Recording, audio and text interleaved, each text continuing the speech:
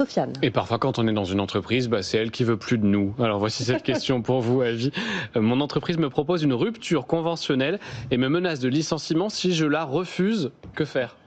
Alors là, effectivement, j'ai souvent le cas de cadres qui viennent me voir, qui me disent « Maître, mon entreprise me propose une rupture conventionnelle. » Alors, soit ils me disent « Il me propose une rupture conventionnelle », soit ils vont plus loin, ils me disent « Il me propose la rupture conventionnelle et si je la refuse, ils me disent qu'ils vont me licencier. » Mais c'est pas plus intéressant d'être licencié Effectivement. Si vous voulez, le cadre qui reçoit cette menace, il est sous le choc. Oui.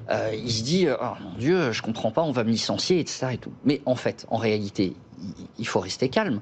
Qu'est-ce qui se passe si vous êtes licencié ? Si vous êtes licencié, vous avez droit aux allocations chômage comme en cas de rupture conventionnelle.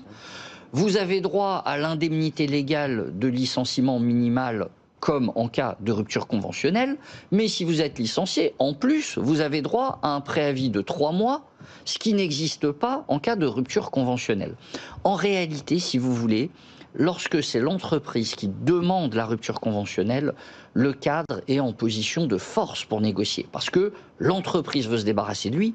Si elle propose une rupture conventionnelle, c'est qu'elle n'a pas de motif de licenciement. Si elle avait un motif évident de licenciement, elle ne s'embêterait pas à négocier. Oui, c'est ça son intérêt à faire ça, en fait. Oui, évidemment. Ouais. Donc, si vous voulez, si elle propose une rupture conventionnelle, c'est qu'elle n'a pas un bon dossier, c'est qu'elle veut éviter un contentieux au prud'homme avec des dommages et intérêts. Donc, en réalité, le cadre est en position de force pour négocier.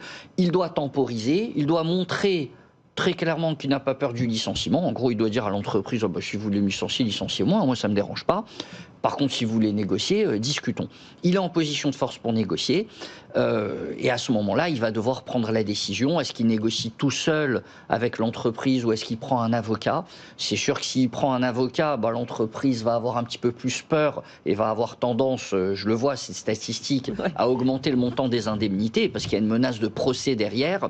Et puis l'avocat va aussi l'aider à structurer les indemnités sur le plan fiscal et sur le plan social, parce que la CSG-CRDS, c'est 10%, ça s'applique à une partie des sommes. Il y a l'imposition qui s'applique aussi à une partie des sommes.